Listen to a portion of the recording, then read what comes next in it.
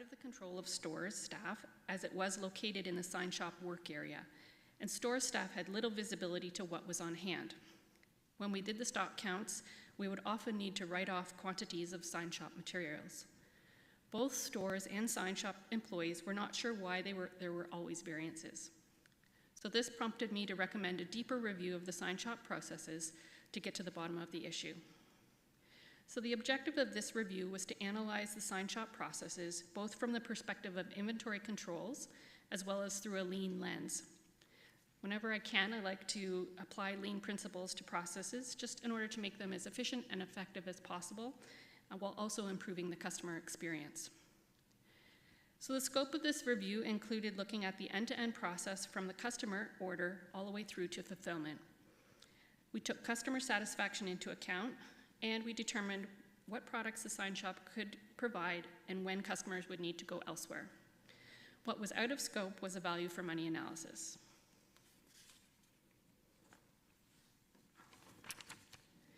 So we started the review by creating a cross-functional team with staff and management from the sign shop and stores. We then provided them with basic lean training, and we followed the lean methodology, which includes mapping out the current state, surveying customers about their opinions about the sign shop experience and what they would change, identifying problems and control gaps, performing root cause analysis on those problems, brainstorming and prioritizing multiple solutions, and finally sequencing those solutions for implementation and beginning to work on execution. Through that lean process, we prioritized 3 main problems areas that we wanted to focus on, including the cost estimate and intake process, inventory accuracy, and work order accuracy. As you will see momentarily, the solutions to these problems benefit 3 key stakeholders, namely customers, the sign shop, and stores. So the first problem was related to the internal custom sign customers wanting to know how much a sign would cost before agreeing to order it. Since each custom order is different, putting together an estimate is time-consuming, especially if the customer doesn't provide all of the relevant details up front. So additional time was also spent following up with if the customer didn't provide a cost center at the time of order. Unfortunately, this estimation and follow-up time is not chargeable to the customer. They only are charged for the direct labor and materials used to make the sign.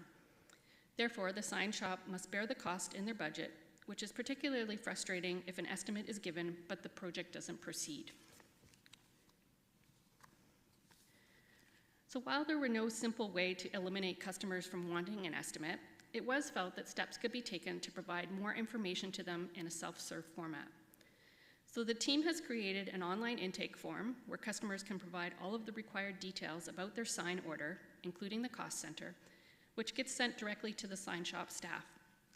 In addition, a K-Hub intranet page was created for the sign shop, which has helpful information such as the process to order a sign, which signs can be produced, and relative costs and materials to choose from.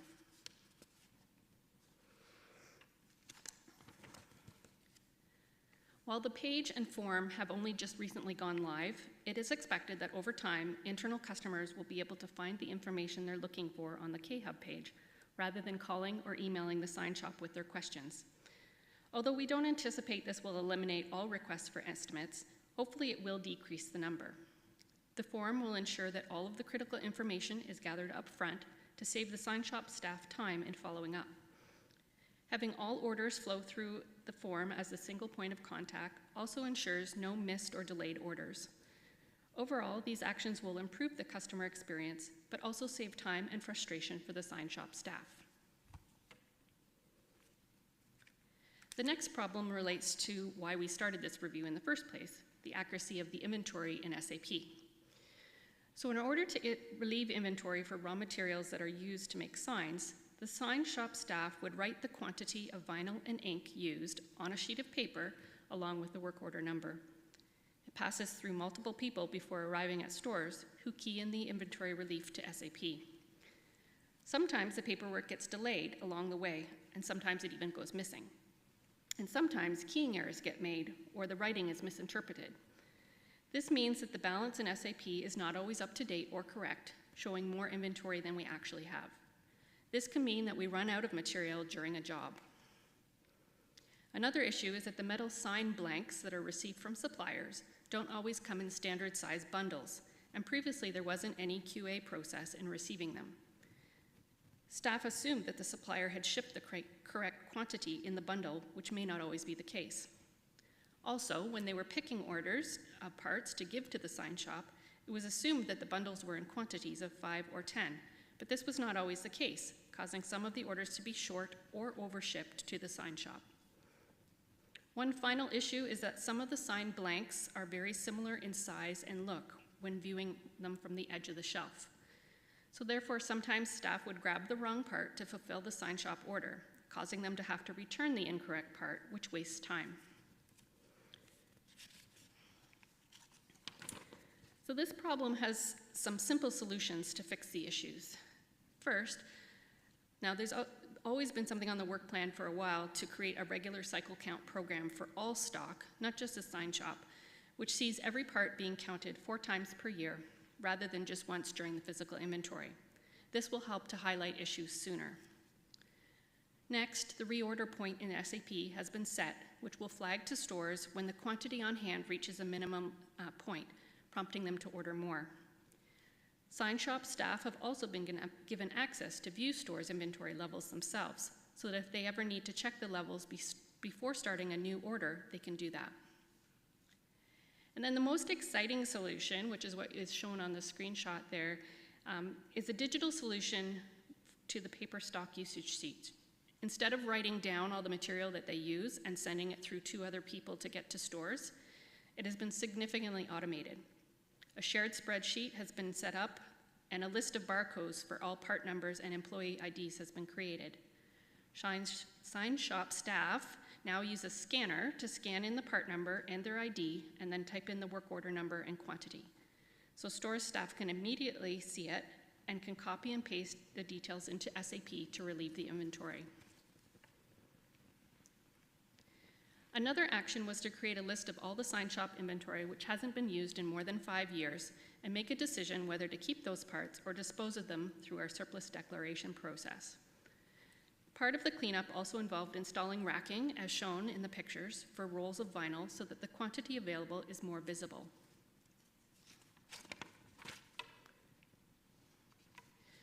One of the problems with the incoming metal sign blanks was that they weren't always to the correct specifications in terms of hole placement.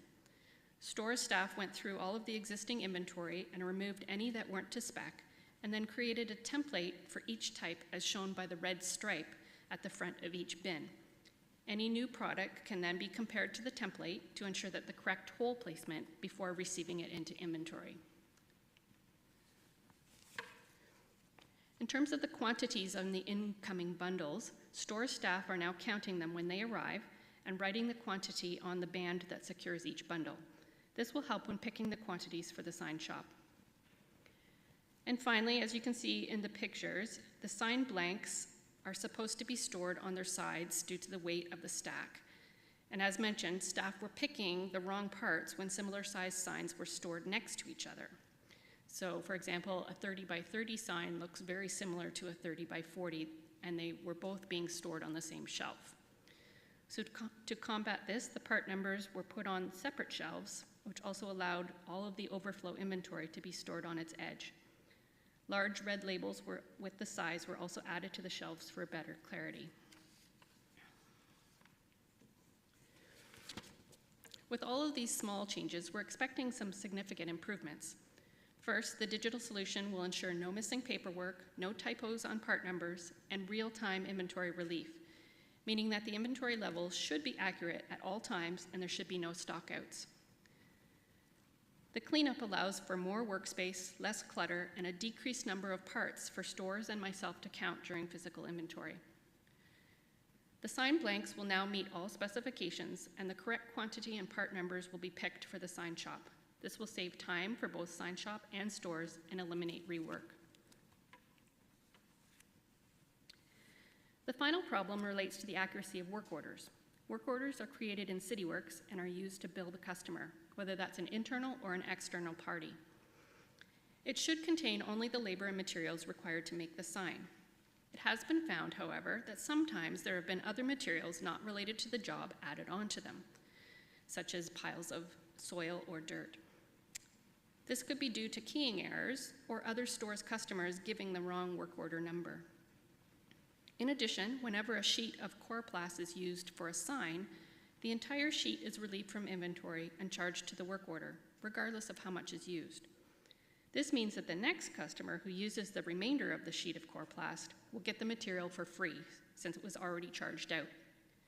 Both of these issues may cause the end customer to either be over or undercharged for their sign.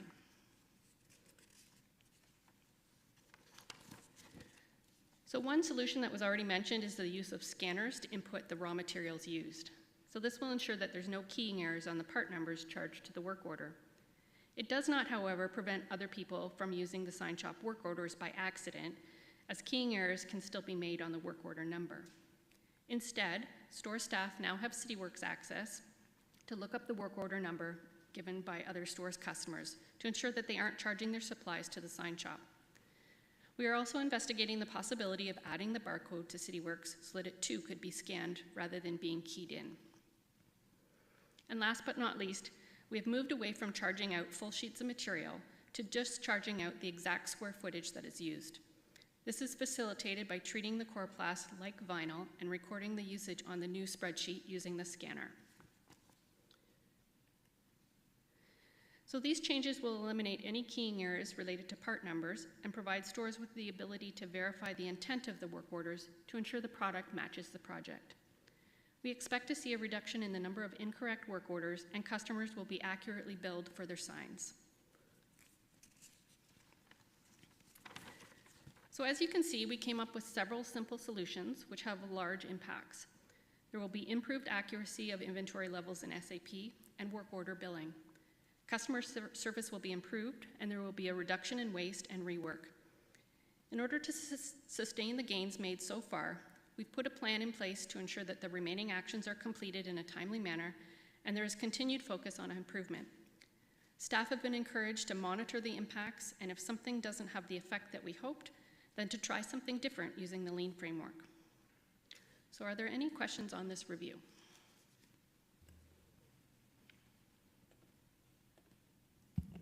Any questions? I'm not seeing any. I would just note that I'm very happy to see the digitization rather than the manual paperwork. I'm happy to see that. Thank you. Oh, pardon me. Oh, Councillor Chapman. Thank you. Just about the inventory count, you said that you do a manual count every year, once a year, but then you talked about 4 counts throughout the year. Are they done manually, or are you using scanners to just verify? I presume those counts throughout the year are just to verify that everything's accurate as it can be at the time? So both counts would use a scanner, but okay. What happens is the annual physical inventory count, we shut down for 3 days and we count everything at once. Mm-hmm. The rotating counts, it just means that every part will be counted at least 4 times per year. So it'll just be every week there'll be a subset of parts that are counted. But it's all done by scanners. You're not counting. Well, no. Well, you do manually count them, and then you put them in with the scanner. You scan the barcode, and you put the quantity in, and then it matches up to SAP. Okay. Thank you. Okay, very good. And Mayor Benovich has a question as well. Thanks, Chair Davey, and just more a comment than a question. Thanks for this report. It's great to see that certainly we're updating some things, but I do want to use this as an opportunity to give out a shout out to the sign shop staff. We've got a pretty amazing sign shop. I know it's well respected, not only within our own community, but with others who make use of them for various purposes. I know the team there has had a lot of experience, some in the private sector before that, and we're really fortunate to have a team like them leading our sign shop here. So a shout out to them through Denise as we deal with this. Thanks so much. Okay, that appears to be all the questions. Please continue, Ms. Tasker. All right. So next up is the status update of the procurement controls audit, and the original controls testing was done in June of 2021. So as you've heard before, the objective of status updates is just to check in on the status of the recommendations from my previous audits to ensure that there has been adequate progress on addressing the audit findings. So the purpose of the original audit was to ensure that procurement controls are adequate to safeguard the city's assets from theft. Since this was a repeat of a previous controls audit on this topic, there were only 5 recommendations in 2021. Of those, 3 are complete, 1 is in progress, and 1 not started yet. The most significant improvement is the addition of the audit detection feature in SAP Concur, which audits all expenses by cross-referencing expenses with receipts to catch duplicates, out-of-spend policy, suspicious merchants or attendees, and excessive spend. This enhancement will greatly mitigate risks relating to employee expenses. A lack of resources has prevented staff from analyzing vendor spend to look for blanket PO opportunities or to clean up the vendor master file of duplicates. However, neither of these actions pose a large risk to the city. So this topic will remain on my rotating list of controls and compliance audits in the future. Are there any questions on this? There do not appear to be, thank you. All right, final topic today, and that is a brief update on 3 confidential investigations that I've done over the past year. So my role as internal auditor, as you know, is to investigate and respond to any allegations of fraud, theft, or misconduct by city staff or council. Allegations may come to me from staff or the public and may be anonymous. In one of the cases, there wasn't enough information provided in the tip for me to substantiate the allegation. However, management in the area was put on alert. In the 2 other cases, which involved employee expense fraud and theft of deposits and petty cash, both employees were terminated with cause, and we do not tolerate theft here at the city. Rest assured that these were isolated instances. Detective controls were in place, which highlighted the theft after preventative controls were lacking. Management in both areas have been instructed on how to mitigate this type of risk in the future. Although I'm not able to answer any specific questions in open session, does anyone have any general questions about this topic? Thank you. Councillor Marsh? Yeah, thanks. So I know that we do financial audits, external audits every year, and there's always risk identified. Do you think that these cases had been were they identified as risks within our audits in the past, but we just didn't nail down to the specific cases to catch them? No, just to be clear, the external audits focus on a much higher level. These are more at a detailed level. So these are things that I would be catching or making recommendations on relating to controls audits that I do. Yeah. As I said, the controls are in place in these situations. There were certain vacancies of positions and things like that. So there were detective controls on the back end that caught things, that brought them to my attention, and I was able to delve into them deeper at that point. That's really, I'm glad to see that you were able to identify what these were and get to the bottom of them. What other risks would you say then at the minute level that the external audits don't get to might there be at the city?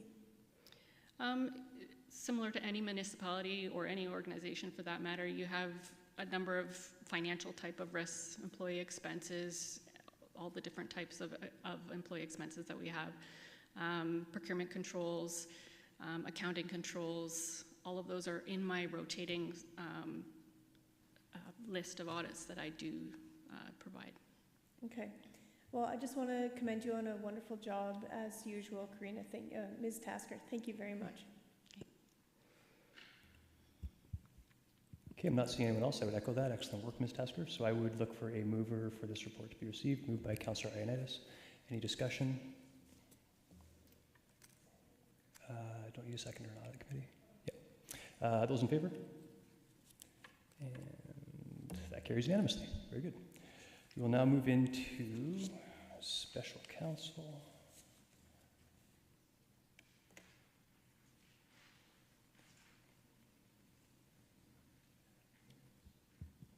Certainly. So just take a moment for things to be switched over.